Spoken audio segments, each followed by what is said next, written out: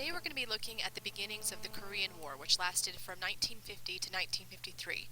So although it was a short war as far as length of years, it was significant because it showed the further development of the Cold War reaching to the Asian countries, which had begun with the communist victory in China that we've just finished discussing. The fact that the communists won in China meant that we had to pay attention to what was happening in other areas of the world. We had been so preoccupied with Europe that when the Chinese became communists, it made us rethink our policy of containment and how big of a scope that was to encompass. Our policy had been designed primarily to check the spread of communism in Europe and Southwest Asia. It was not yet clear to what extent it applied in East Asia, which is where Korea is located. The Truman administration had been preoccupied with Europe, and that was one of the key factors that involved U.S. military intervention even before the Chinese Civil War finished. The problem was our resources were not unlimited, even though economically we were doing well after World War II, but our supplies couldn't last forever. And so wisdom said that we should not divert all of our resources to support a land war in Asia, because any type of a land war in Asia would involve millions of people because of the population rates in many of the countries, and that would really expand our commitment of containment and eventually exhaust our resources. Even the Soviet Union had been preoccupied with Europe, and they were a little bit reluctant during the Chinese Civil War to fully support the CCP. So that shows that they were also wondering how many resources they could divert to any type of a conflict in Asia. So this is what both superpowers were thinking at the beginning of the Korean conflict, was how much attention and how much of their policy could be diverted to issues in Asia when they had primarily been designed for Europe. Mao's revolution in China changed all of the rules that had been set for the Cold War up until this point. Stalin, even though he didn't provide a whole lot of resources for the CCP, found himself compelled to try to help them, at least as much as he could, to make sure that China emerged communist, even though we know that he didn't consider Mao as a true ally and even saw him to be a rival in some cases. But he also knew that if the Chinese emerged communist, it would be a serious blow to the Truman administration in the United States. And when that happened, Truman was basically accused of losing China to the communists, and many people in our country said he should have done more to prevent the takeover of China by the CCP.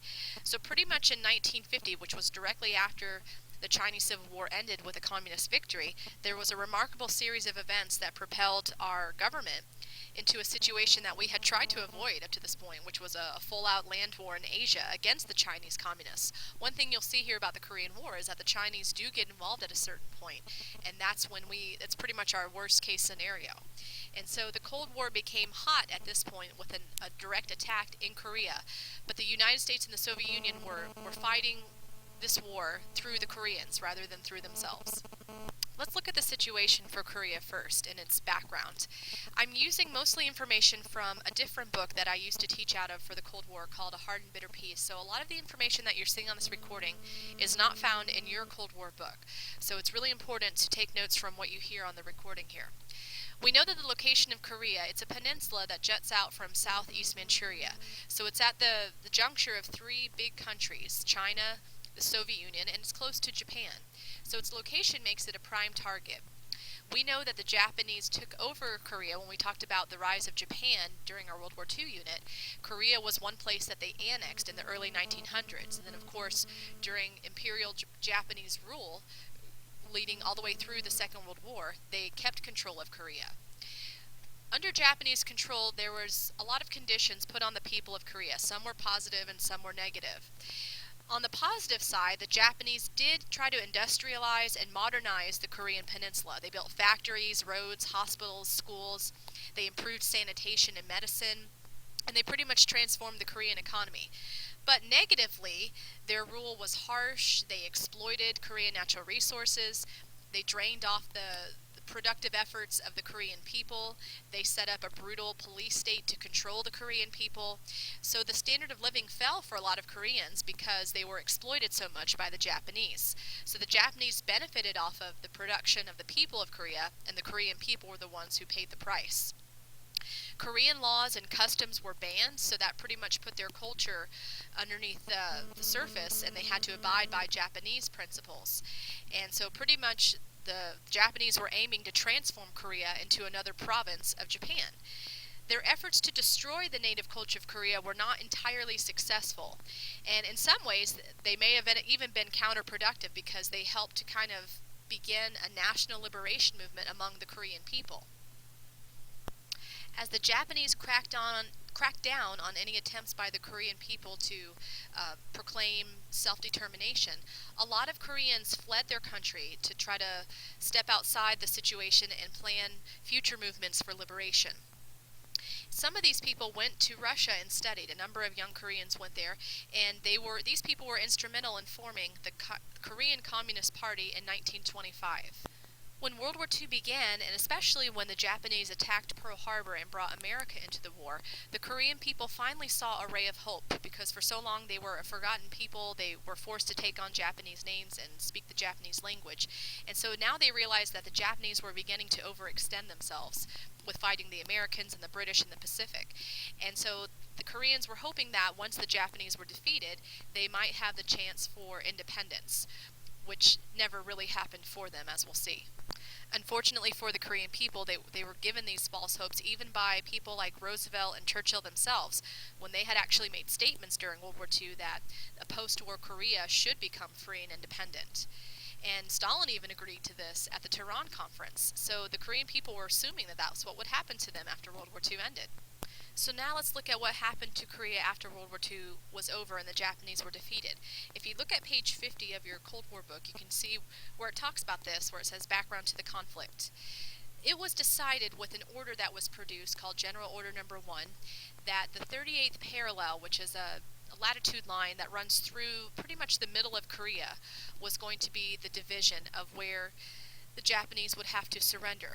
And in this case, anything north of the 38th parallel, the Japanese would be forced to surrender to the Soviets, because that's the area of the country that shares a border with the Soviet Union. And then any part of Korea south of the 38th parallel, the Japanese would then be surrendering to the Americans. This is similar to what happened with Germany when it was decided at the Yalta Conference that the country would be divided into 4 temporary occupation zones, and it would be reunified as soon as possible, which never happened in Germany's case. Same thing here. This division in Korea with the 38th parallel was supposed to be temporary as well, but no clear arrangements were made for when it was going to be reunified or how. The Soviets were in a better position with Korea because at the end of World War II, shortly after the bombs were dropped on Japan, the Soviet forces had already occupied large sections of Manchuria and northern Korea, so they were already physically there. Whereas the United States, we had kind of put off this whole issue with Korea because we were preoccupied with ending the war with Japan and then the situation going on in Europe. So definitely the Soviets were able to take advantage of the situation. So as the situation in Europe began to be more tense between the Soviets and the Americans, the situation in Korea never was resolved either. I think Stalin agreed to General Order Number 1 because he thought at that point maybe that the Americans would give him these concessions in this part of Asia because of the war ending with Japan and the assistance that the Soviets had provided in bringing down Nazi Germany. But this unification did not come because of these hostilities that were existing between the Soviets and the Americans.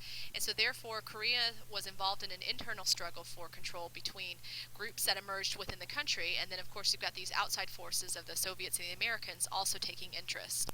If you look in your book on page 50 where the pink bullet points are, you can see basically what developed in Korea. There were 2 regimes that formed. In the north, there was a communist-dominated provisional government that was formed in the Soviet-controlled North Korean part of the peninsula under a man named Kim Il-sung, and it was named the Democratic People's Republic. The capital was at Pyongyang, which is still the capital of North Korea. It's interesting to note how the Soviets named their different places that they occupied. In East Germany, they used the same type of wording, the German Democratic Republic. And so they're doing the same thing here. In the South, with the United States now taking control of that situation, there was a man put in power who was He was a conservative, he was an anti-communist, and his name was Syngman Rhee.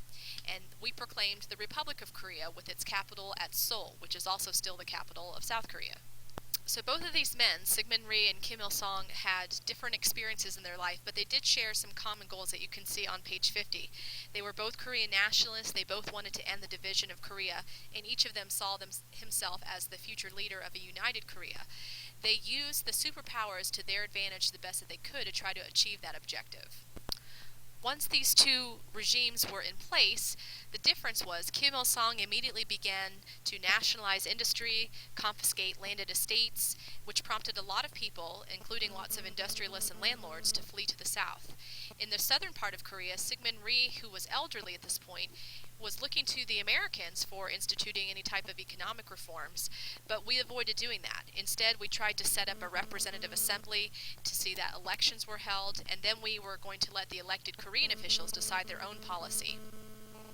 So pretty much we were leaving South Korea in the hands of Syngman Rhee, and he was beginning to face some widespread opposition, and so he used martial law and brutal methods to try to cut down any dissent, which is ironic that we would support something like that since it goes against American principles.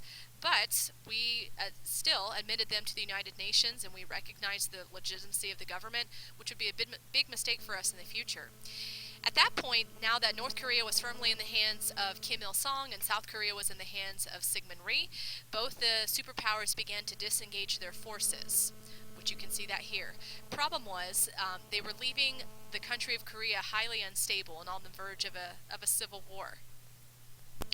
By the end of 1948, the Soviets had withdrawn most of their soldiers, but they left behind well-equipped North Korean army and a lot of political advisors and military technicians from the Soviet Union. So the Americans, we were pretty much aware that the military balance favored the North, but we were unwilling at that point because of situations going on in Europe to make a permanent military commitment to South Korea. So we pulled out our troops during the course of the following year, 1949. We did agree to provide limited aid to Syngman Rhee's regime and equipment and training for their army, but we avoided a major investment because we were afraid that Syngman Rhee might use it to launch a full-out war against North Korea, which we weren't willing to see happen at that point. So pretty much we left behind our intentions concerning the defense of South Korea kind of vague, and we were gambling that this would deter Syngman Rhee from making any type of big attack on the North. But this was a gamble that we were destined to lose. So finally, let's look at the situation in Korea immediately prior to the outbreak of war in 1950. In North Korea, like we've mentioned, they had a well-equipped army because of the Soviet training and having their people as military technicians in place. We mentioned that Kim Il-sung already nationalized the industry. In South Korea, we just mentioned that Syngman Rhee had to use martial law and tactics to try to control any type of opposition. And both the North and South Koreans were using periodic raids and attacks on each other. So the situation was highly unstable. There were some questions in our country that were directed towards Secretary of State Dean Acheson and whether or not we should support somebody like Rhee, who was cracking down on dissenters within his own country, and why we were giving aid to somebody like this. His popularity in South Korea was slipping because of these policies and because of inflation that was affecting the South Korean economy. But pretty much we were able to support the idea of giving aid to South Korea because of Syngman Rhee's non-communist stance. At the brink of war, the North Koreans began to use guerrilla warriors, which had been trained by the Soviet Union, to infiltrate the South, which is exactly what Mao Zedong did with his CCP forces in China. They positioned tanks and troops at the 38th parallel. I think here in the West, we kind of underestimated North Korea and did not think that they would take any type of offensive action. On the other hand, the North Koreans were definitely taking advantage of the fact that we seemed a little bit uncommitted to the South and not completely willing to give aid, and so therefore they were able to take this type of an action and position themselves for an attack on South Korea. On Sunday, June 25th, 1950, the North Korean army crossed the border and launched a massive, well-coordinated attack against the forces of South Korea. It was pretty much assumed that the North Korean forces were acting on orders from Moscow, and Stalin had either decided to test the American resolve or divert U.S. attention away from Europe. There's been some evidence since that it was mostly Kim Il sung's initiative, but there's little doubt that Stalin knew what was going on and that the invasion couldn't have taken place without his consent. There's also doubt that the communists were counting on a quick victory, hoping that this would decrease the likelihood of a U.S. military involvement, so that they could wrap this up quickly, they could take care of things before the U.S. stepped in.